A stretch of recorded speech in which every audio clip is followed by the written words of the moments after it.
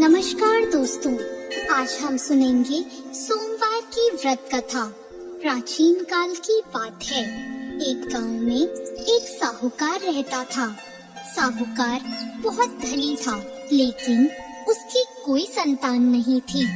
साहूकार अपने वंश को लेकर हमेशा चिंतित रहता था।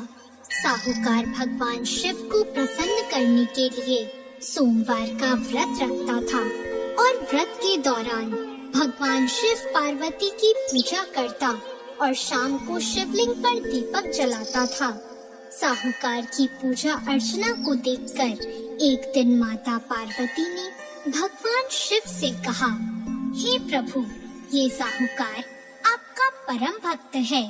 प्रति सोमवार को विधि विधान से आपकी पूजा करता है। मुझे लगता है कि आपको उसकी मनोकामना पूर्ण करनी चाहिए। शिवजी ने पार्वती जी की बात को सुनकर कहा, हे गौरी, ये संसार एक कर्म क्षेत्र है।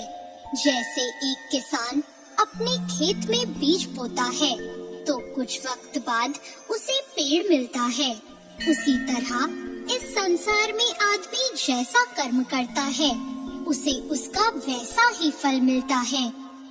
भगवान शिव बोले कि इसके कर्मों में संतान सुख नहीं है, लेकिन माता पार्वती ने भोले भंडारी से दोबारा आग्रह किया और कहा, हे नाथ, फिर भी आप इसकी मनोकामना पूर्ण कर दीजिए। यह आपका परम भक्त है। अगर आपने अपने भक्तों की इच्छा को पूर्ण नहीं किया तो वो आपकी पूजा आराधना क्यों करेंगे? माता पार्वती के इतना आग्रह करने पर भगवान शिव ने कहा, यह साहूकार बहुत धनवान है और इसके कोई पुत्र नहीं है, इसलिए ये सदैव चिंतित रहता है। लेकिन इसके भाग्य में संतान योग भी नहीं है। लेकिन तुम्हारे आग्रह करने पर मैं इसे पुत्र प्राप्ति का वरदान दे देता हूँ। लेकिन इसका जो पुत्र होगा वो केवल 12 सालों तक ही जीवित रहेगा। फिर एक रात्रि शिवजी ने साहूकार को स्वप्न में दर्शन दिए और कहा कि उसको जल्द ही पुत्र रत्न की प्राप्ति होगी, लेकिन उसका पुत्र दीर्घ आयु नहीं रहेगा, बल्कि केवल 12 वर्ष तक ही जीवित रह पाएगा। यह बात सुनकर साहूकार न तो प्रसन्न हुआ और न ज्यादा दुखी हुआ। साहूकार ने इस बात को सुनकर भी पूजा अर्चना जारी रखी और कुछ दिनों बाद साहूकार की पत्नी गर्भवती हो गई और उसने एक सुंदर बालक को जन्म दिया। बालक के जन्म से घर पर हर्षोल्लास का माहौल था, लेकिन साहूकार खुश नहीं था, क्योंकि उसको पता था कि उसके बालक का यह जीवन केवल 12 वर्ष तक का ही है और उसने किसी को भी यह बात नहीं बताई थी।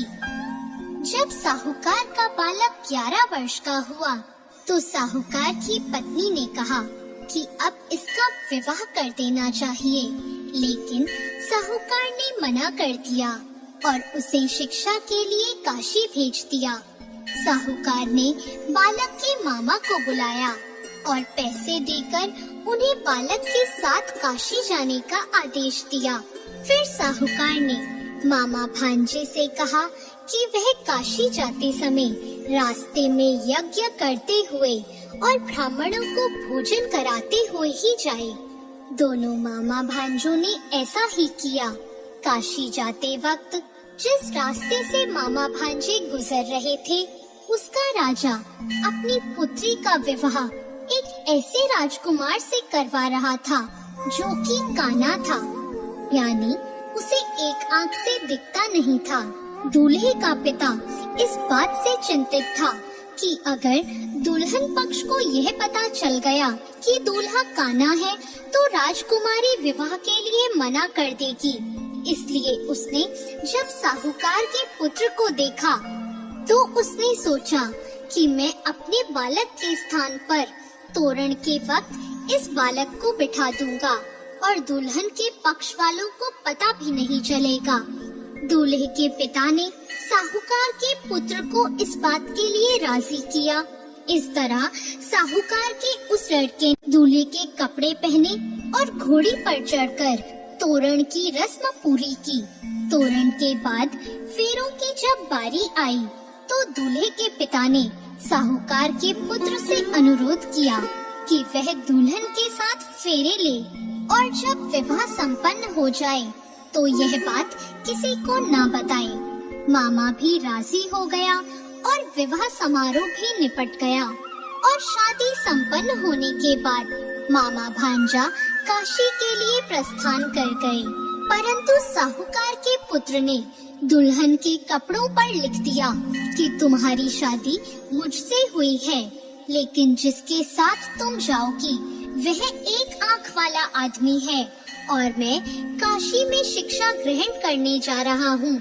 जब राजकुमारी ने यह बात पढ़ी तो उसने राजकुमार के साथ जाने से इनकार कर दिया और अपने पिता से कहा, यह मेरा पति नहीं है, मेरा पति शिक्षा ग्रहण करने काशी गया है। जब सब जगह यह बात फैल गई तो मजबूरी में दूल्हे के पिता को सारी बात बतानी पड़ी और दुल्हन के पिता ने भी अपनी बेटी को भेजने से इनकार कर दिया।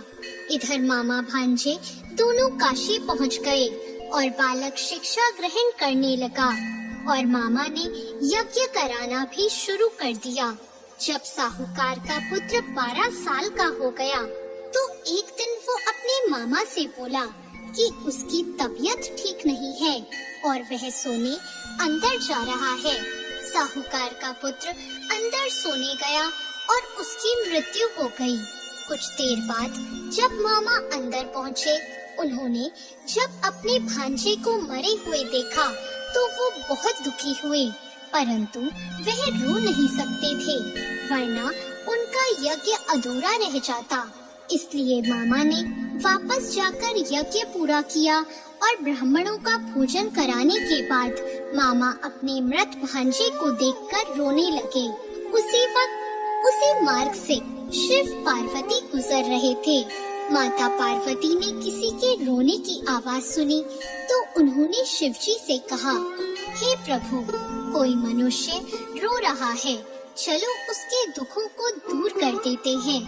शिव पार्वती मामा के पास गए और उन्होंने जब मृत बालक को देखा तो हैरान हो गए, क्योंकि वह भगवान शिव के आशीर्वाद से जन्मा साहूकार का पुत्र था।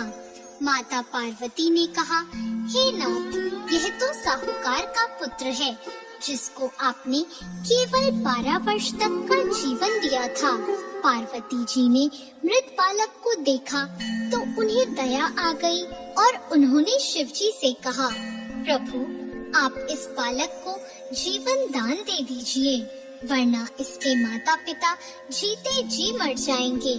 माता पार्वती के आग्रह करने पर शिव जी ने उनकी बात मान ली और उसे जीवन दान दे दिया। साहूकार का पुत्र जीवित हो गया और मामा भांजे अपने घर की ओर प्रस्थान के लिए चल दिए। रास्ते में साहूकार का पुत्र उसी शहर से गुजरा जहां उसका विवाह हुआ था। दुल्हन के पिता ने बालक को पहचान लिया और मामा भांजों को लेकर अपने महल आ गए। दुल्हन के पिता ने एक समारोह किया और अपनी पुत्री को साहूकार के साथ भेज दिया। जब साहूकार का बालक अपने घर पहुंचा, तो उसके माता पिता छत पर बैठे थे और सोच रहे थे कि अगर उनका पुत्र सही सलामत वापस नहीं लौटा, तो वे दोनों भी इसी छत से कूदकर अपनी जान दे देंगे। पर उसी समय उसके मामा वहां आ गए और उन्होंने बताया कि उनका पुत्र जीवित है और विवाह करके वापस लौटा है। साहूकार ने अपने बालक को जीवित देखा तो खुशी से उसका स्वागत किया और साहूकार का पूरा परिवार खुशी खुशी अपना जीवन बिताने लगा। जैसे भोलेनाथ ने इस परिवार पर कृपा करी,